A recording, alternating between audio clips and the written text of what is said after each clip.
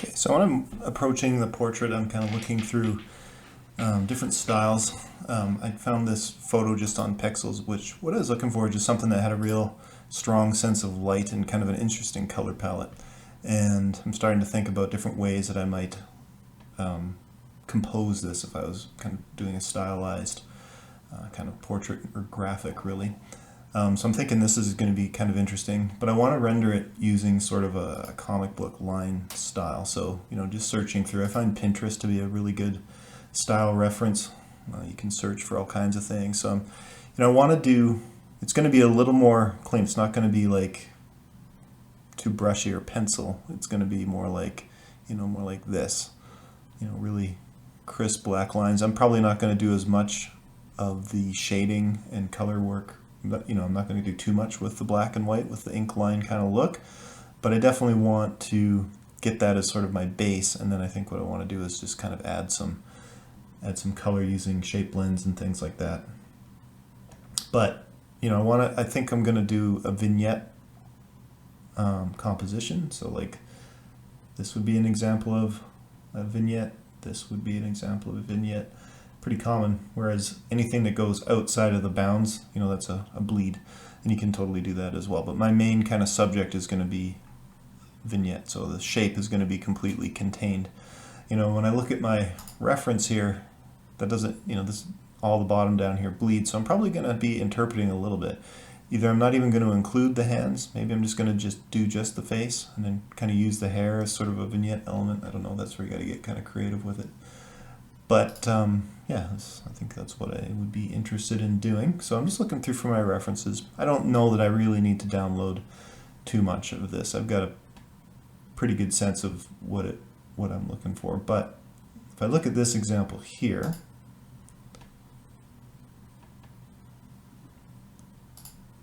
I guess that's not made for kids, but yeah, I think this guy's got a real kind of style. But what I really like about this sort of style, and this is just my personal preference, is the use of a real heavy line to indicate shape, and then much thinner, smaller lines to kind of indicate shading and just to really create the form. And I mean, this is quite a bit more intricate and detailed than what I'm thinking of doing. But Illustrator does lend itself quite well. It doesn't lend itself too well to all these little like sketchy cross-hatching and things like that, but there's different techniques you can do. I like to use the blender tool to kind of create very regular form, more, I don't know, more geometric sort of looking graphics. Like something like this is starting to get pretty crisp. Illustrator lends itself quite well to doing stuff like that. So, if I was doing a drawing, a comic book style, I would do a pencil drawing first. But in this particular case, I'm working from a photograph, and that's just as good to draw over right directly in Illustrator with a bit of practice. You might find it easier to do a pencil drawing first, scan and import your pencil drawing however way you want it, and then sort of do your ink line work over top. That's a really common thing. A lot of people use Photoshop to do that, especially in the comic art world. They get a tablet and they pull in their drawing and clean it up, do an ink line in Photoshop. But this is an Adobe Illustrator class, and we're going to explore what we can do with Adobe Illustrator for the same sort of work. I would argue that they're both equally time consuming. It's not much faster one way or the other. I really like to do my kind of ink line work in Illustrator because of its scalability and flexibility as another graphic, but it can get pretty complex in terms of your shape building. So I'm going to go through my particular technique for doing it. It is by no means the only way, but it's the way I like to do it. So I will just demonstrate that. And I think, I haven't looked around. Maybe it's kind of a certain style here. Oh, that's all iStock stuff. That's not what I want. Yeah, I think that color palette, this is good enough for demo. It's fine. I think it'd be kind of something interesting to make a graphic out of.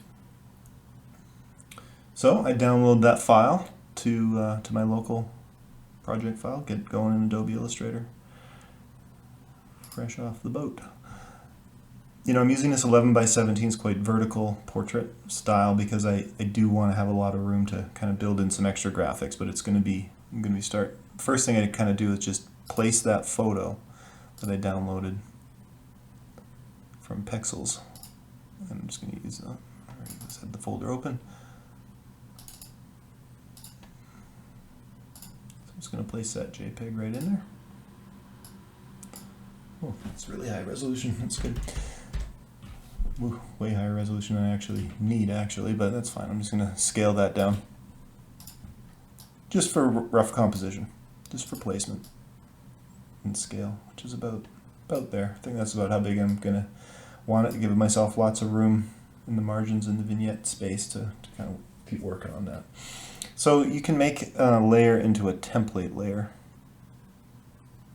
And the way you do that is, well, you can either lock it or you can double click on it and then change it to template, dim images to 50%.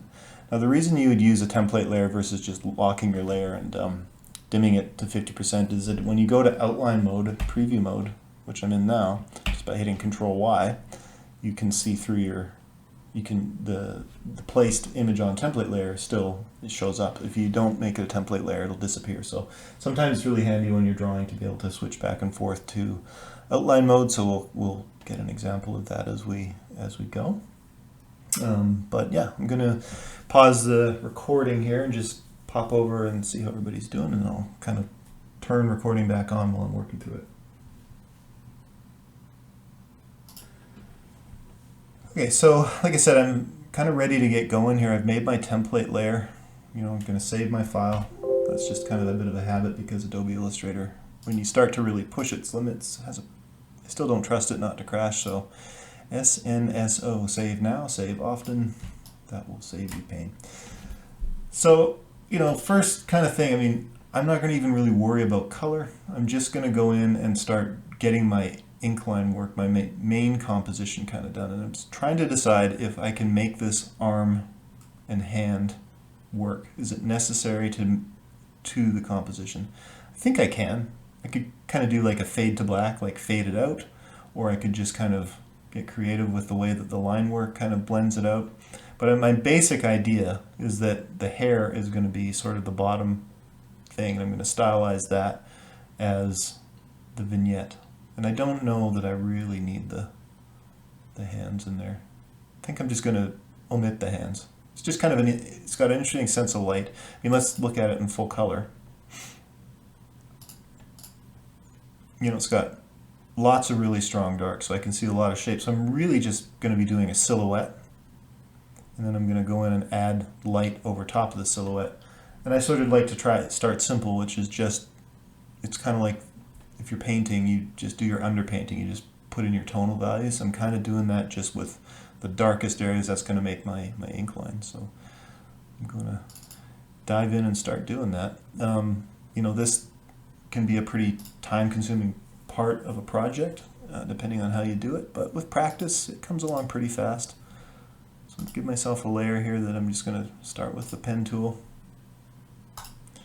Just black.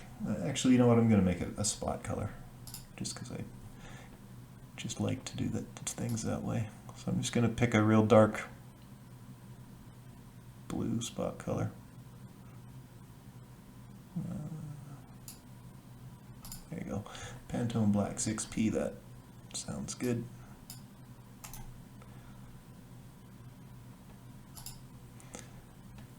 So what's nice about this color bridge extension is it builds your spot color correctly. It defines it as a spot color. It also gives you proper rational values, and they actually match the Pantone color bridge, which is all I could have asked for in a properly functional extension of Pantone Connect. It's great. So I'm just using fills only. I'm not using strokes. I'm thinking of everything is going to be shapes. One of the first things that I see people try and do is they start thinking like Illustrator, like it's a pencil, like, okay, I'm going to draw a line here, draw a line there, but that's going to limit you eventually. So really this puts to task just really breaking things down into shape. So my first thing is I'm just going to draw a complete silhouette of this. I'm just going to go around and outline the whole thing as one big shape, and I can pretty much start anywhere that I want. But like I said, I'm going to ignore the hand. I'm going to take the hand out. I don't want that as part of it. So you start drawing with your rubber band and a bar of soap.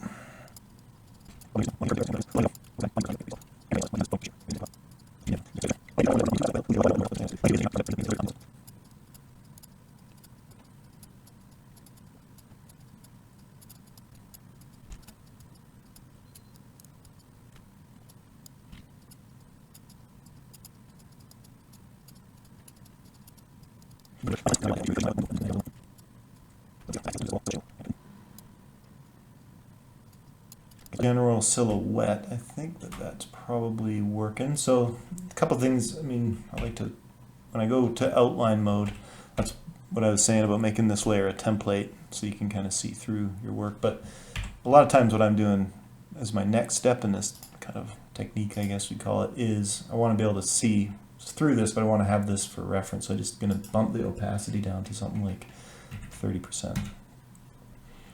So now I can sort of start to see where my opportunities are to start building out the negative space, I guess, or the lighter areas. But, you know, this is, my intent here is to kind of create an ink line out of all these things. So I think my first thing is just going to be, I think I'm just going to follow around on the inside. This is going to be all dark here. I'm just really just kind of planning it as I go. But here's like some highlight. I mean, I'm going to do some cutting out to give a bit of sense of strands of hair here, and I might add some more of this kind of graphic type edging over here a little bit, but I don't want to ruin the profile of it too much. I want it to be kind of flowing and get that sense of that kind of flowing hair, I guess. So my next decision here is really like how much of this is just going to be all black shadow, and what am I going to do to kind of, where we've got these gradiated areas, what am I going to do there? And I think that's what I'm going to try and do, kind of a real regular ink line, which I might use the blending tool to do. But my main shape, I can just start knocking it out as a highlight here, I think. I'm going to kind of think about how it's going to work with the glasses.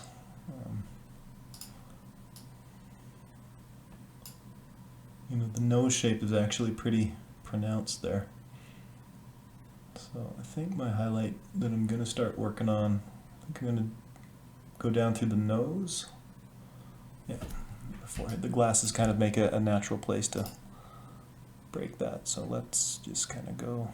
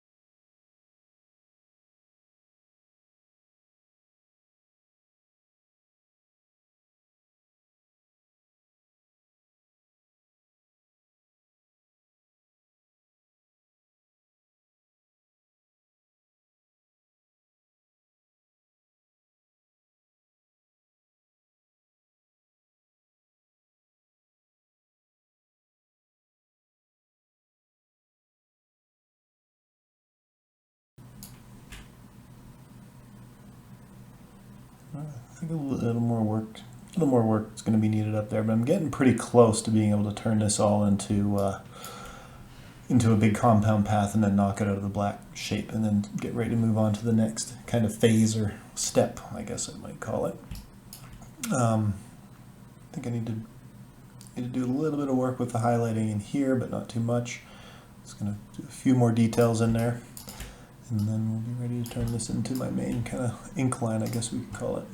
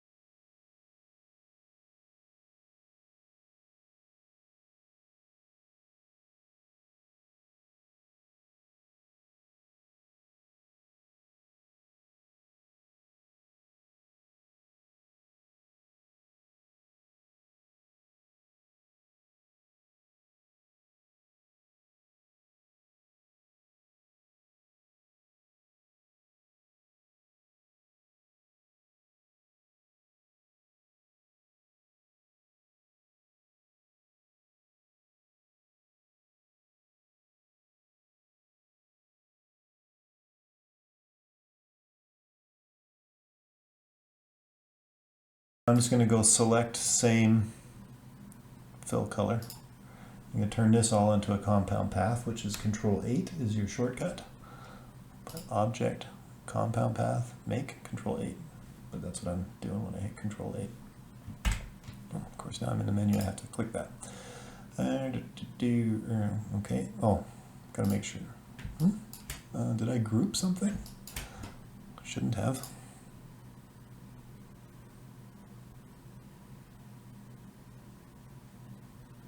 Can't I compound path that?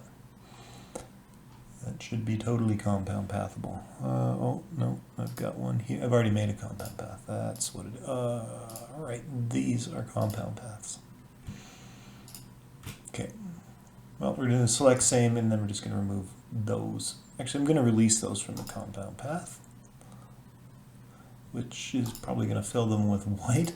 But that's okay. Actually, that was a shape that I'm going to want separately. So when I make this big compound path, I'm going to keep those separate because I'm pretty sure I'm going to fill them with like a color to get that lens type of effect. So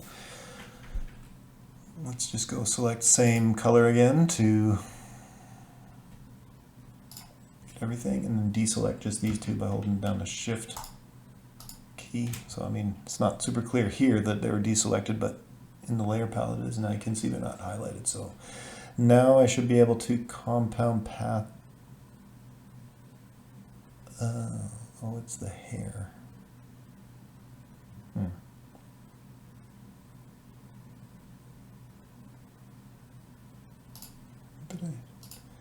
That's one compound path there. Let's get into my layers. This is where keeping your layer structure becomes important. Because I haven't really been paying any attention to that right now, but I really don't want to be accidentally selecting that. So all of this should now be compound pathable.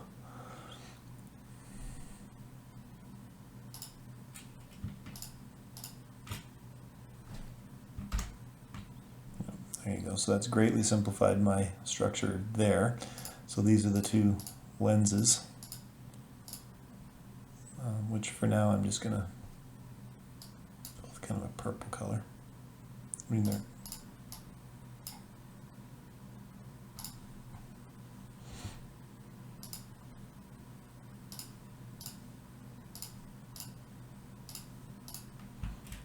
okay, but now I'm going to subtract this out of this.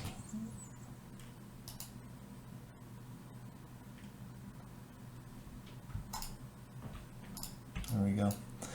So now we've got this whole shape now that I can, if I want to apply different colors and stuff like this, I can kind of use it almost like a template stamp or whatever, but all of my highlights and everything that I wanted is kind of in there. And I can continue to detail and, you know, I want to do some more of this type detailing with the hair up here, and I want to do that over here.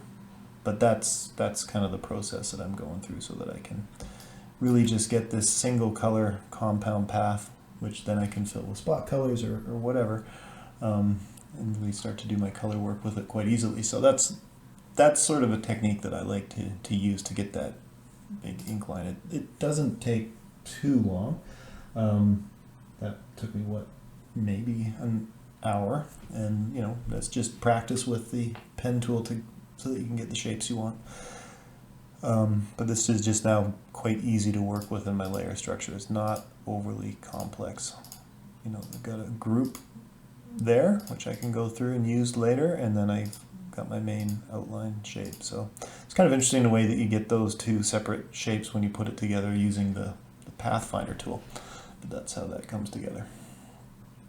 So I'm going to continue on doing a little more hair detailing, but I'm sort of 50% there in terms of the stuff that's more time consuming to do. I'm going to do some edge shading, I think. I'm not actually convinced that it's going to look the way I want it to, but I'm going to try it. I'm going to give it a shot. But I'm kind of happy with this just kind of simple shape.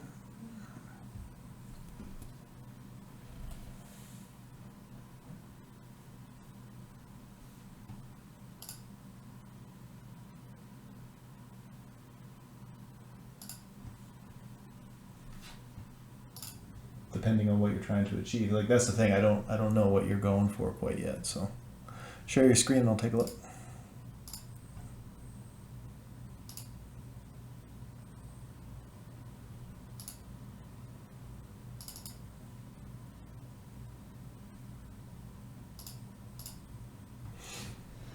Okay. All right. Yeah. So yeah, let's zoom in there. So you're making, right. Like, I would, unless you really want that very kind of like perfect one point stroke shape as to define your line, unless that's what you're going for.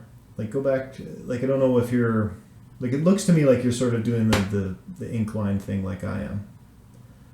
Like, is that what you're trying to do, is produce that sort of overall continuous line shape?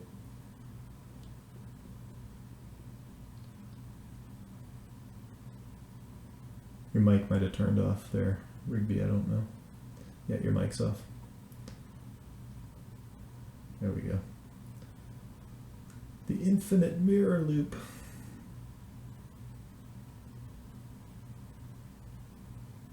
Still can't hear you though.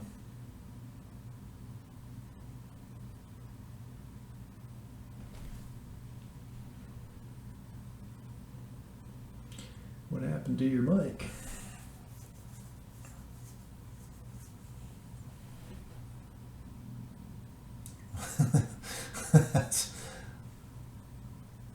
I'm pretty sure I didn't accidentally mute you. You can't unmute. You're on mute, actually, but that should turn, yeah. Yeah, I can see that. But you can hear me, anyways. Okay, so let's go back to Illustrator. And, I mean, I'll be able to, yeah, I guess you've only got the one screen, so the chat, so it gets in the way. But I can sort of see how you're drawing, you know, you define the light part of the face, and you define the dark part of the beard.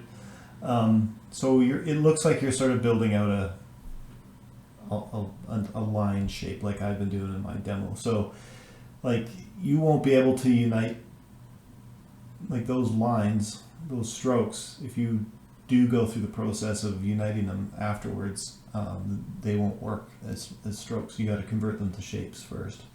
But it totally depends on the style you're going for. To me, it looks like you've kind of got a mix right now of really regular shapes, which is just those lines, and then more kind of hand-drawn looking stuff that you've gone through and detailed around the beard. which from a line work perspective looks more interesting to me. I want to make a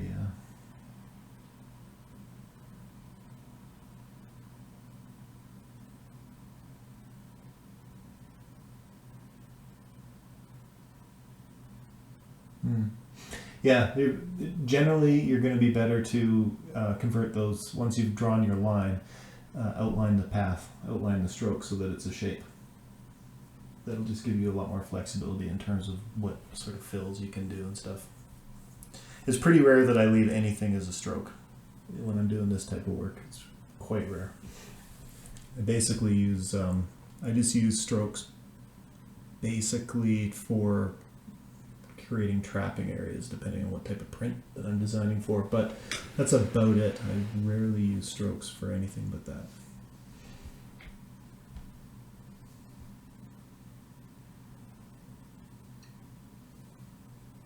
Yeah, but yeah, I mean, that's coming along. It's looking good. It's too bad your mic just randomly stopped working there. That's annoying, but it happens.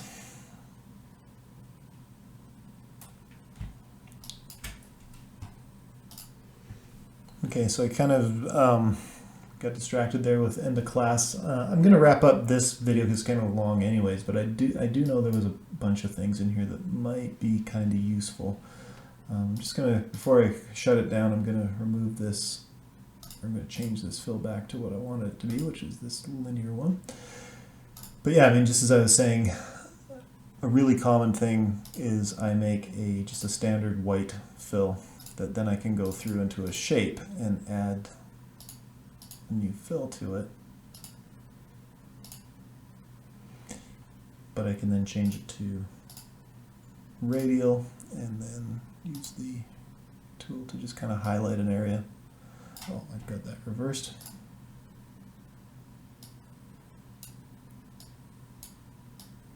Come on. The resize and rotation tools are a little picky. Like, you just got to hold your teeth right, it seems, to get that rotate to come up.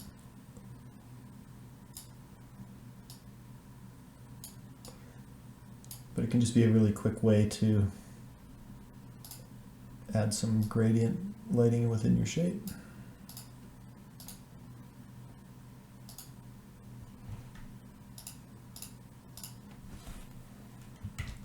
All without really creating too much clutter in your main shape path. I mean, there's definitely some cleaning up I got to do with all these blends and things like that, but I'll do that later. Right now I'm just kind of working with it to get that feeling that I want. So, you know, same thing in these glasses. I can overlay some gradients just to give it some depth and some pattern and all the rest of it. So that'll keep going, but I'll pick up with this next Friday.